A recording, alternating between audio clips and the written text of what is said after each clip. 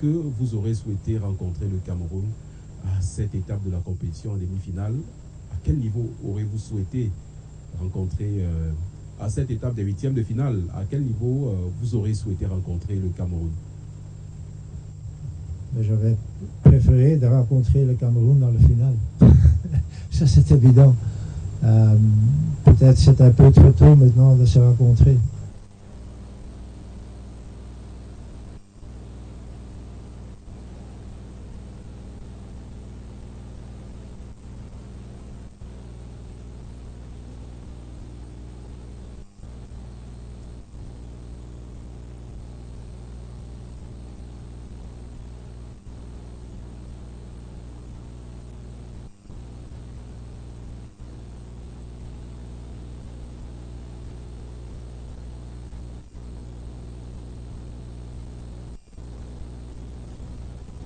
Et surtout, comme j'ai dit au début. Pour tous les deux, bien sûr.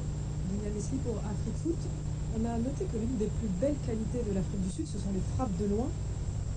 Après votre magnifique parcours à la dernière CAN en Côte d'Ivoire, est-ce que votre objectif minimal, c'est d'aller en finale? Merci. C'était l'ambition, hein, quand nous sommes venus ici, notre ambition était de faire aussi bien qu'il y a 2 ans, c'est évident. Mais j'ai aussi dit avant ce tournoi que ce tournoi serait beaucoup plus difficile que le tournoi à Côte d'Ivoire. Quand vous voyez qu'en première phase, il y avait déjà les grands pays qui étaient partis, éliminés. Le Ghana, l'Égypte, le Cameroun, qui encore. Donc tous les grands pays étaient déjà partis. Donc ça devenait un peu moins difficile. Maintenant, ils sont tous là. Je pense qu'ils ont bien appris leur leçon d'il y a 2 ans. Donc ça veut dire que maintenant, dans cette phase de ce tournoi, que tu as toujours un grand pays. Donc ça fait que c'est pour arriver en finale, ou même en demi-finale, ça sera beaucoup plus difficile. Mais encore une fois, notre ambition reste. Et on va voir ce que ça va donner dans les semaines qui suivent. Et déjà commencer avec le match de demain qu'on veut gagner. Bonjour coach. Ici. Là, coach. Là. Ah, là-bas. Ouais. Charles de Grasse Ndemba, journaliste camerounais de Balafon Média. Coach, l'Afrique du Sud, vous avez parlé d'une belle équipe du Cameroun, un groupe jeune, une équipe qui évolue bien. Est-ce que vous avez travaillé dans la préparation de cette rencontre-là, dans l'éventualité des tirs au but? On sait que l'Afrique du Sud a un grand gardien et c'est un exercice qui réussit plutôt très bien au Bafana Bafana. Merci. Écoutez, de notre côté, encore une fois, c'est très important de survivre ce prochain match. Vous avez entendu notre ambition, et notre ambition reste encore la même. Donc c'est pas changé. Même si, comme je viens de dire, que le tournoi est beaucoup plus difficile qu'il y a 2 ans. De l'autre côté, avec tous les changements qui ont eu lieu au Cameroun, avec l'équipe, j'étais curieux de voir cette équipe. Et elle m'a encore une fois surpris. J'avais jamais attendu que sur un temps pas grand, pas trop de préparation, qu'ils savaient déjà préparer une équipe pareille. Donc je pense que le coach a fait du bon travail là-bas. Et pour nous, ça devient un match difficile.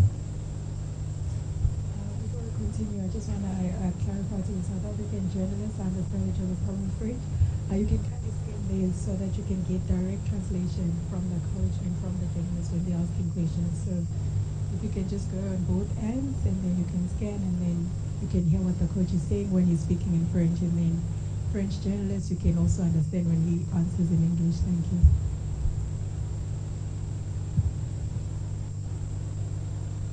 Thank you so much, Coach Hugo BROOS, Prince of the Cameroon Radio Television. Here, Coach, to your right. Okay.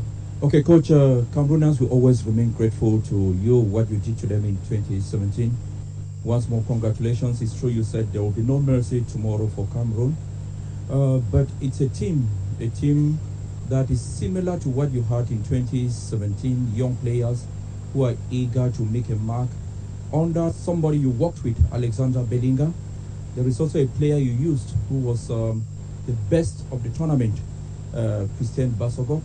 He's going to face Hugo BROOS tomorrow, so it's going to be like a game between Cameroon and South Africa, and on the other hand, Cameroon against Hugo BROOS, a tough game for you. What do you think is going to make a difference? Tomorrow it's a game between South Africa and Cameroon, not between Hugo BROOS and Cameroon. Let that be clear. Secondly, there's been a lot of changes, and when so close to the tournament, you change a team, like it was changed in Cameroon. You always think, how will that end? But for you, people of Cameroon, it ends very well because you have a good team again, and a young team. A team who you see, that's a team who has hunger to play and to have good games and to win games. And you can compare it maybe a little bit with 8 years ago when we went to the tournament in Gabon. Nobody expected something from us, and suddenly Cameroon won the F, because I had also a young team. I had a team who was hungry to have to do nice performances, and you see that the mental side.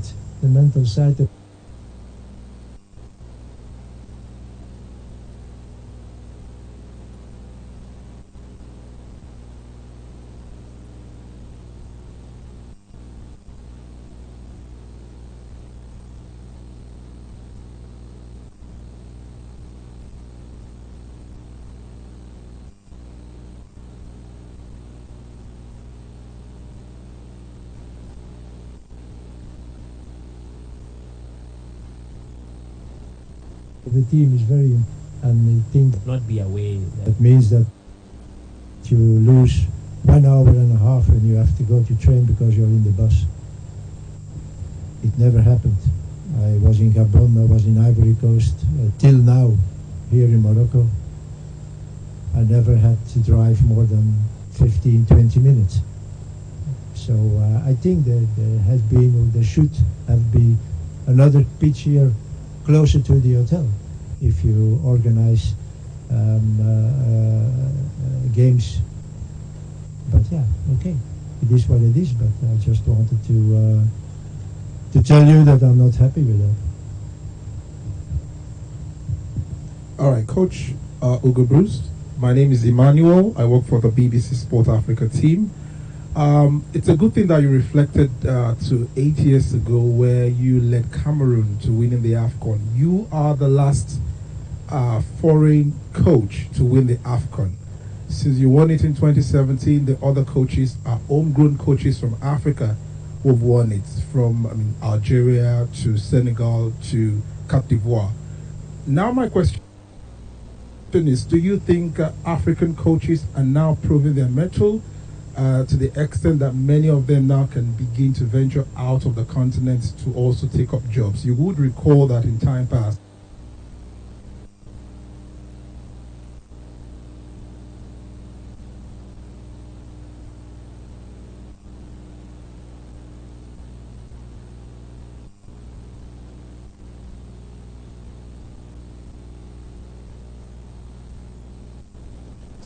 we have more of the foreign coaching. In Africa, that's also in Europe. People always think that foreign coaches are better than local coaches. Why? Don't ask me. Maybe also because foreign coaches, because they got the chance to do it.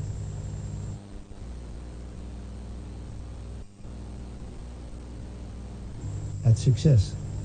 Sometimes you have to put more confidence in a local coach and maybe give him some more time to prove something. Yeah, I know, but the light is very difficult. So to prove himself. So Africa, why should African coaches be worse than other coaches? I don't know. So again, it's a question of giving the time to them to build a team, and also have patience with them. I think maybe in the future, in the past, they give more time to a foreign coach than to a local coach. So the fact that now all those local coaches are making good performances, I think the proof is there that they are good coaches.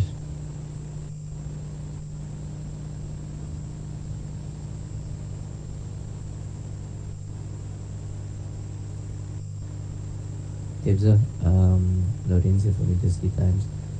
This is not your first AFCON. Obviously, you were one of the most important players for Bafana when they finished third in the last AFCON. What would you say about your performances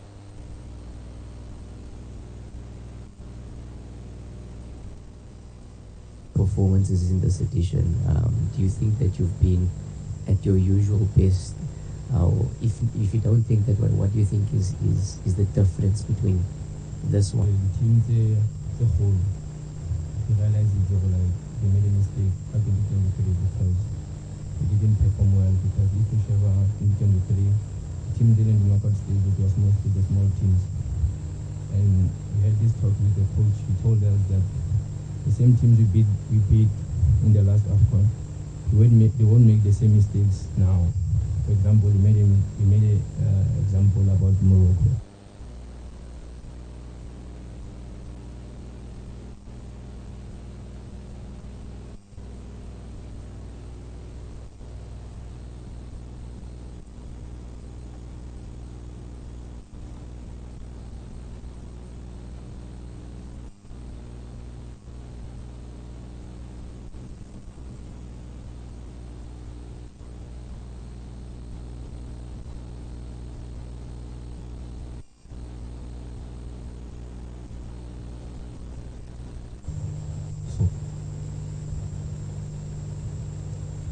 Coach, a question over here to your right, far right, sir. Thank you.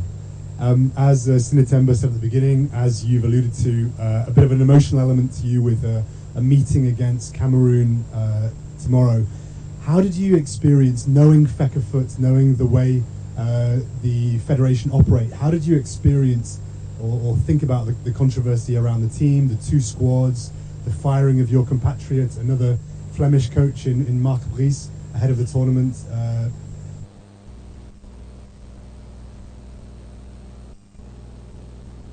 The Andrea Onana being in the squad, all the tumult around Cameroon. What were you thinking when you were learning about this? Thank you.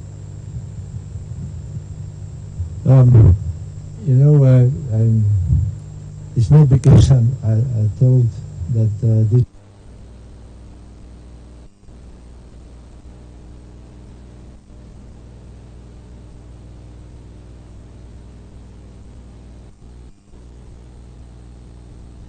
This is a special game for me, the Chuf South Africa, and I want to win the game tomorrow. Tips, Brownlee, Backpage Media. You guys have voiced a lot of frustration about the qualification.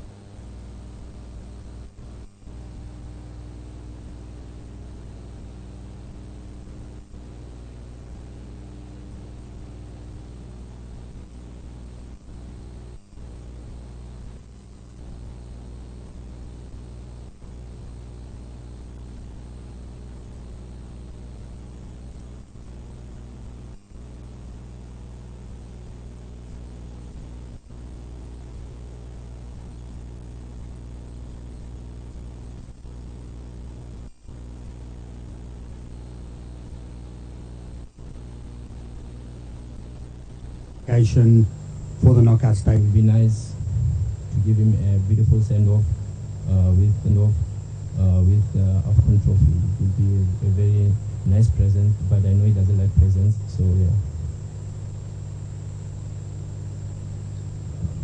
Greetings, Chogozisi from Far Post. Jebza, you're one of the players that's been there from the time coach started with this group. You're obviously a senior player in this team. And when the tournament gets to this stage, it demands a leader, in the dressing room. Do you see yourself as that leader in this Bafana team? And obviously there's a lot of youngsters. What are you doing to just make sure that you sort of guide them? Our team is full of leadership. We have Sidiz, who is the captain of Orlando Pirates. Ronan is the captain of Mamelodi Sundowns. I'm the vice captain of Mamelodi Sundowns. So there's leadership in the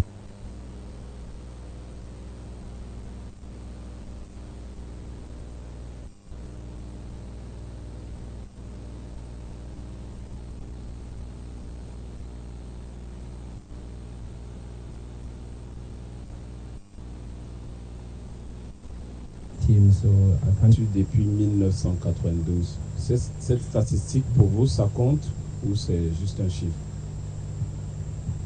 Vous savez ce qui s'est passé dans le passé.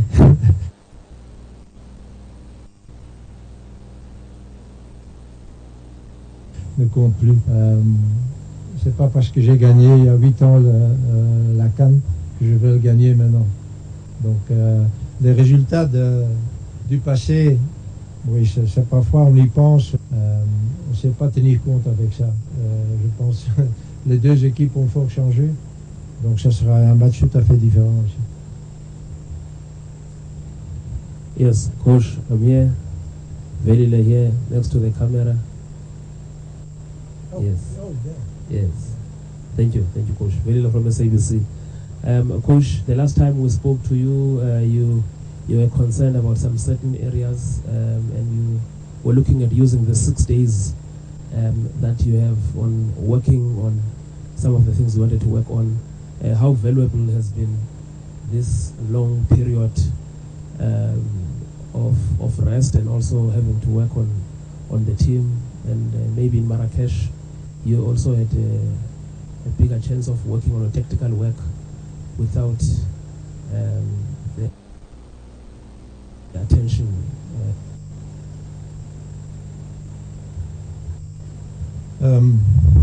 Yes, I think when we see our performances in the group stages, I think we expected more of it.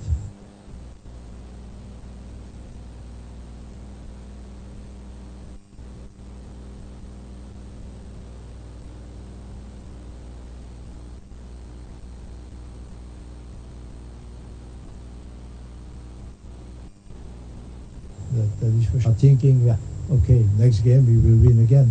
And maybe you do a little bit less, or maybe you're not so focused, and then it can happen that you don't play the level, or that you don't achieve the level what you want.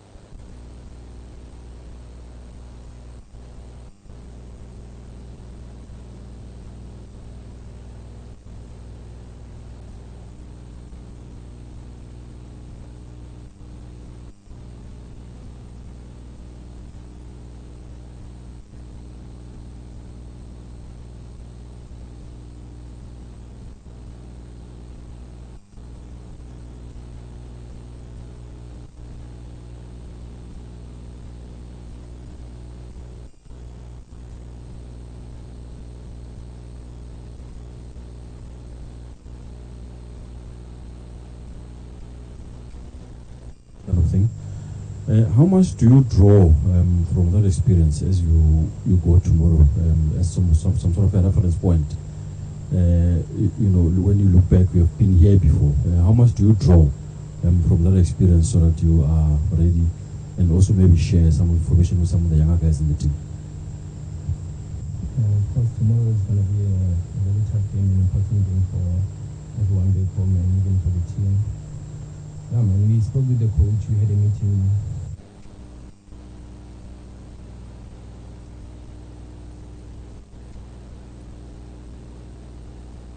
After has a different text.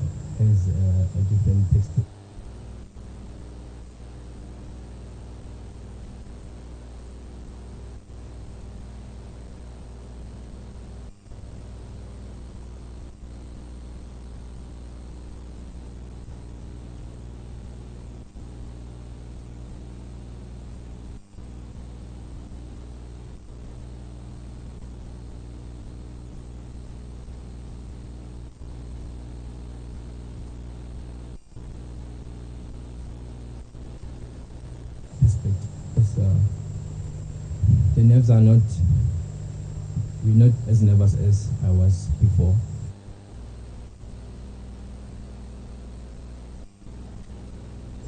As compared to now, we're just looking forward to the game. We're just ready. Now we're going to take the last few questions and then we're going to close the press conference. Can we go to the gentleman with the glasses, please? Thank you. Coach here. Yes, my name is Simon from Cameroon Radio Television. We remember, like you said, you won the trophy for Cameroon, but many were surprised, like you used to say, that 10 months after winning the trophy, you were sacked as coach of Cameroon. And when we hear you today say you're not going to give them any free buys tomorrow, it's like you have that flame in you, and when you heard that it was Cameroon next, you said, okay, it's time for revenge. Is that? Thank you. I didn't understand your question. What do you want? I didn't.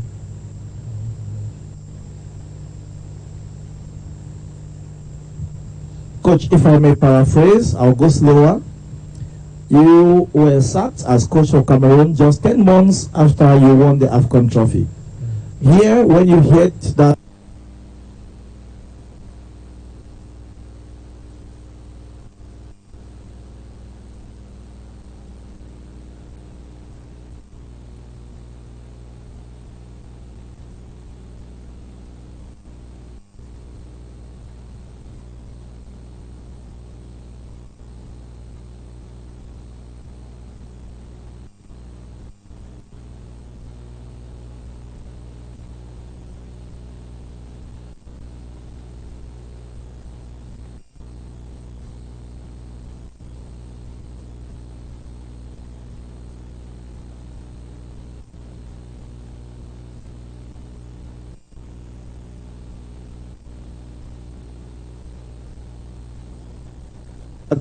round was against Cameroon, it was like personne ne savait pas que le Cameroun allait remporter cette coupe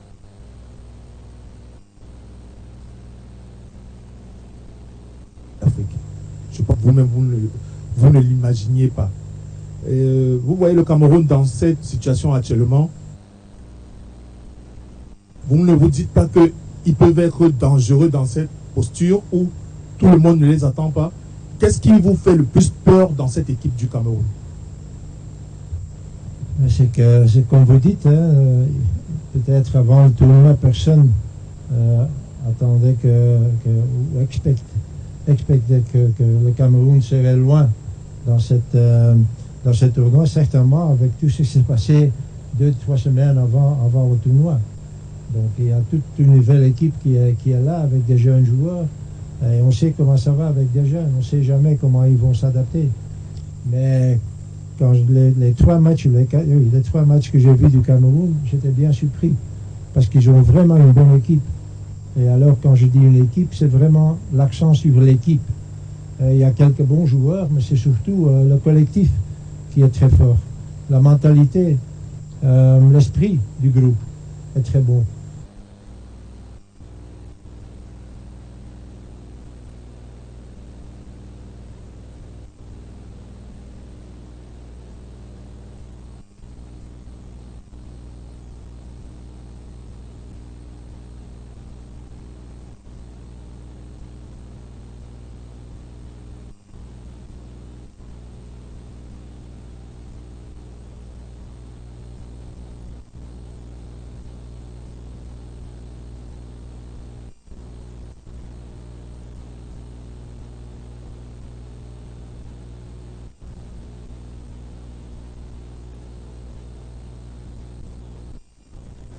Donc, tu vas... The end of our press conference. Thank you, Coach. Thank you, Dewoko. Can you please just pose for a picture before you make your way out? For a picture before you make your way out. Thank you to the media. We're going to have the Cameroon press conference.